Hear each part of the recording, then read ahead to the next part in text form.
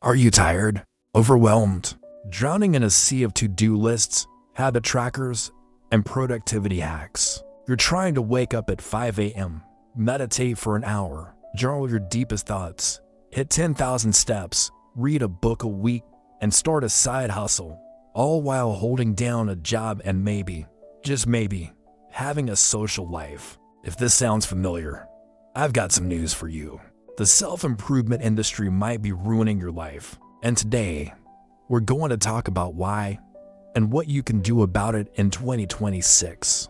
Let's be clear, the desire to be better is a beautiful, human thing, but somewhere along the way, this gentle desire has been hijacked. It's become a relentless, toxic grind. A multi-billion-dollar industry has sprung up, preying on our insecurities and selling us the idea that we are fundamentally broken and need to be fixed. The message is constant.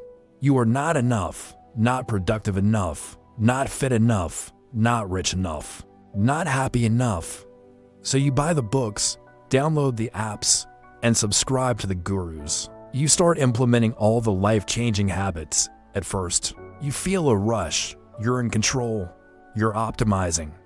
But soon, the pressure mounts. You miss a day in your journal. You sleep through your 5 a.m. alarm. You eat a slice of pizza. And what happens? Guilt, shame, a feeling of failure. You feel like you've fallen off the wagon, and the cycle starts all over again. This isn't improvement. It's a prison of perfectionism. You're so busy tracking your progress that you forget to actually live. Think about it. We're told to optimize every single minute of our day. Commuting, listen to a podcast on macroeconomics. Waiting in line, practice your mindfulness breathing. Even our leisure time has to be productive. We're not just watching a movie. We're analyzing its narrative structure for our screenwriting side hustle. This constant pressure to be on leads to burnout, anxiety, and a profound sense of dissatisfaction. Because the goalpost is always moving. Once you achieve one thing, there are 10 more you should be doing. It's an endless treadmill of self-flagellation disguised as self-help. You're chasing a future, idealized version of yourself that doesn't exist, while completely neglecting the person you are right now. The core problem is that we've started treating ourselves like machines to be optimized, not humans to be understood. We focus on external metrics, how many books we've read, how much money we've made, how early we wake up. But we ignore our internal state. Are we kind? Are we connected to others? Are we at peace with ourselves? The hustle culture tells us these things are secondary to our output. It's a lie. Your worth is not determined by your productivity. So what's the alternative? Do we just give up and binge watch TV for the rest of our lives? Of course not. The answer isn't to abandon growth, but to redefine it. It's time to move from toxic self-improvement to something I call self-compassionate evolution.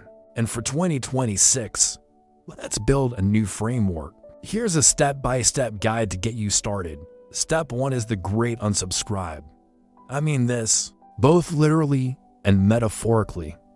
Go through your social media feeds, your email subscriptions, your podcast list. Unfollow anyone who makes you feel inadequate. Anyone who sells a one-size-fits-all solution to life's complexities. Anyone whose perfect life looks more like a performance than a reality. Metaphorically, unsubscribe from the belief that you are a problem to be solved. You are not a fixer-upper.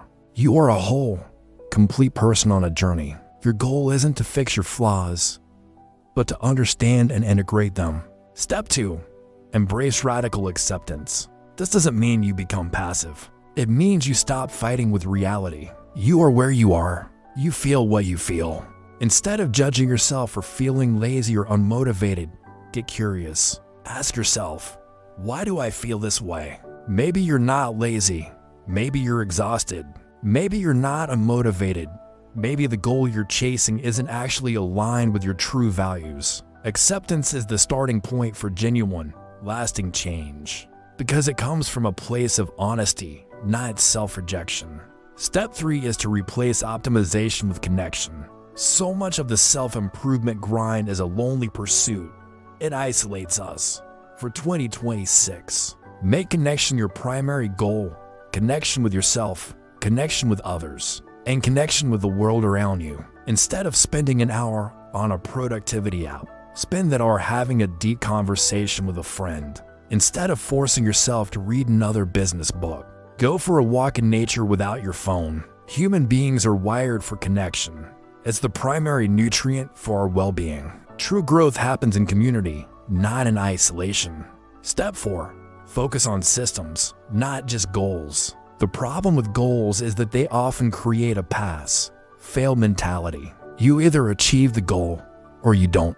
A system, on the other hand, is a process you can engage in every day. Instead of the goal lose 20 pounds, create a system of I will move my body in a way that feels good for 20 minutes each day. Instead of write a novel, the system is I will write for 15 minutes every morning. This shifts the focus from a distant, intimidating outcome to a small, manageable daily action. It builds momentum and makes the process itself rewarding, regardless of the end result. It's about who you are becoming in the process, not just what you accomplish. Step 5, and this might be the most important, practice self-compassion. This is the antidote to the shame and guilt that the self-improvement industry thrives on. Self-compassion means treating yourself with the same kindness and understanding you would offer a good friend. When you mess up, and you will, because you're human, you don't berate yourself. You say, that was tough. It's okay. What can I learn from this? And how can I support myself right now? This isn't an excuse for bad behavior. It's the foundation for resilience. It's what allows you to get back up after a setback without spiraling into self-criticism. So, for 2026, let's throw out the toxic rulebook. Let's stop trying to hack our way to happiness and instead learn to live. Let's trade the hustle for humanity. Your life isn't a project to be managed. It's an experience to be lived, a story to be written. And the best stories are filled not with perfect characters, but with real ones. Ones who are messy, flawed, and beautiful. Ones who grow not by punishing themselves into a new shape, but by gently and compassionately evolving into a more authentic version of who they already are. Let this be the year you stop trying to fix yourself and start getting to know yourself. The year you find joy not in the destination, but in the journey itself. It's a quieter, slower, and far more meaningful path, and is waiting for you. Thanks so much for watching. If this message resonated with you, let me know in the comments what you're unsubscribing from. And if you want to join this movement towards a healthier way of growing, make sure to subscribe for more videos. See you next time.